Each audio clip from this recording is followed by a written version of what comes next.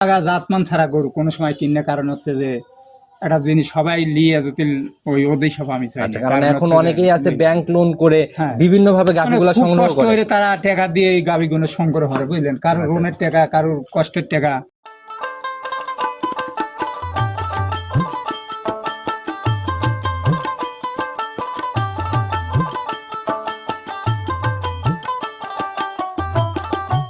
কাকা আসসালামু আলাইকুম। ওয়ালাইকুম আসসালাম। কি অবস্থা কাকা, কেমন আছেন? আলহামদুলিল্লাহ, ভালো লাগছে আপনাদের দোয়ায়। আপনি কেমন আছেন? জি আল্লাহ অনেক ভালো রাখছে আপনাদের দয়া। প্রতি সপ্তাহে এখন আসা হচ্ছে, একটা দুইটা করে গাভী হ্যাঁ, দেখাই ওই যে দেখাই যায়।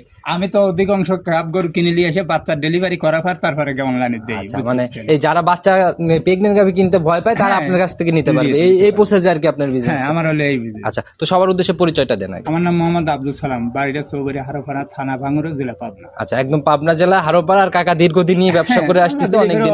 অনেক দিন আর ব্যবসার বয়স।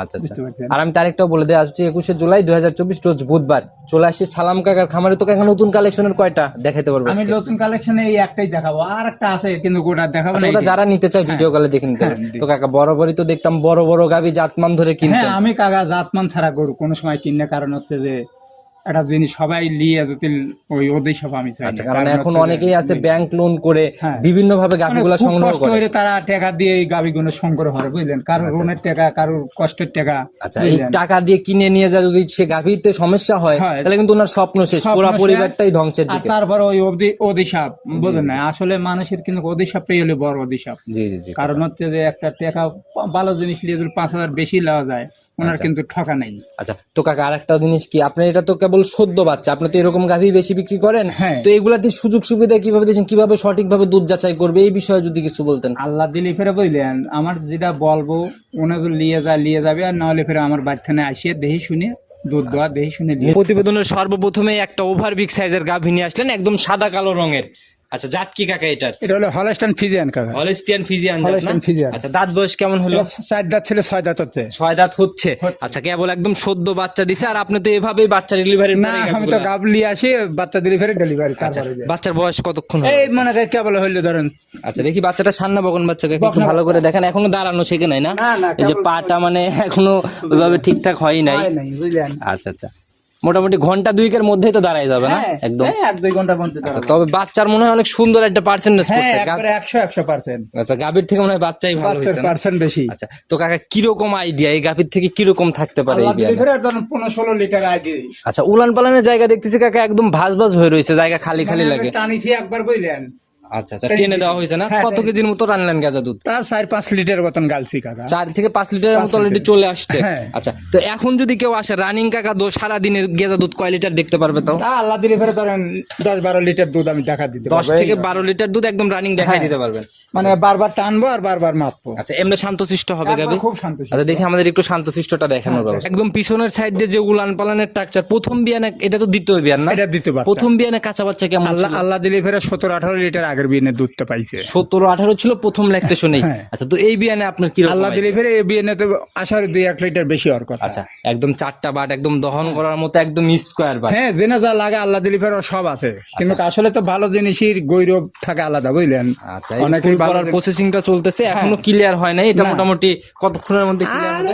1-2 ঘন্টার মধ্যে ফুলটা পড়ে আচ্ছা, যাবে। 1 থেকে 2 ঘন্টার মধ্যে ক্লিয়ার হয়ে যাবে আস্তে আস্তে না? তো কাকা বরাবরই আমরা একদম চিপ রেটে আপনার গাভিগুলা দেখাই, একদম সহি নিয়ত। কত টাকা হলে গাভিটা সেল করে দেবেন? গাভিটা বেশি দরদাম চাওয়ালায় 1,90,000 টাকা। 1,90,000 টাকা। 90,000 একটু সম্মানী কথা বলা, হ্যাঁ, তারপরে আলোচনা সাবেকে কম বেশি এটা কারণ করা এক যায়। কথায় তো কিনা না, বেচা আমিও হয় না। কোনোদিনে এক কথা কিনা বাস আমিও একটু হাতে রাখি। তবে আমার মনে হয় গাভি সরজমিনে দেখলে মানে ক্যামেরার থেকে অনেক ভালো দেখতে পারবে হ্যাঁ, এবং গাভীটা সরজমিনে অনেক বড় আসলে পরে গাভী। সবচেয়ে ভালো হয়। বড় গরু তো আপনার সরজমিনে না আসলে পরে ভালো দেখা বা অনেকেই বুঝতে পারে না। আচ্ছা, আর গাভী কেবল সদ্য বাচ্চা দিছে এই অবস্থায় গেজা দুধ 5 লিটার দুধ মানে কিন্তু হ্যাঁ, অনেক। অনেক।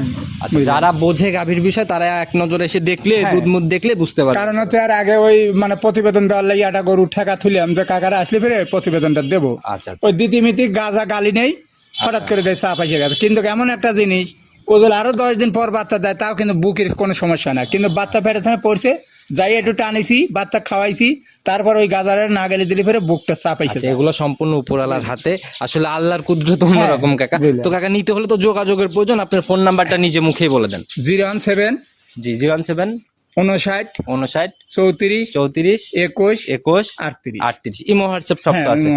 আচ্ছা, যে কোনো সময় ফোন দিলে কাকাকে পাবে না? পাবে। আচ্ছা, একদম সংক্ষেপে কোনো মেসেজ বা পরামর্শ সবার উদ্দেশ্যে। পরামর্শ কি ধরেন, আসলে তো অনেকেই বলে যে কাকা গরু নিয়ে যা তো অনেকটা লস খাইছি, বিভ্রান্তরে পড়ছি। তা আমি আচ্ছা। বলি সবাই সরজমিনে এসে দেখেলেন, বুঝলেন, সবচেয়ে ভালো হয়। আর একটা জিনিস কি, এত কষ্টের টাকা, রোন হরা টাকা বা বিদেশ খাটার টাকা, একটা গরু নিয়ে যা 2 লাখ বা 2.5 লাখ বা আচ্ছা কাকা, অনেকেরই স্বপ্ন বুঝলেন। থাকে, একটা ছোটখাটো কিন্তু ফ্যামিলির একটা স্বপ্ন। নিয়ে যাওয়ার পর যদি আসলে তার তালে না পড়ে, তার আসলে দুঃখ। কারণ হচ্ছে আমরা ব্যবসা করি, একটা সময় 5,000 লস গেলে ফিরে আমরা আবার তুলতে পারবো, কিন্তু আসলে গারস্থ তো তা না।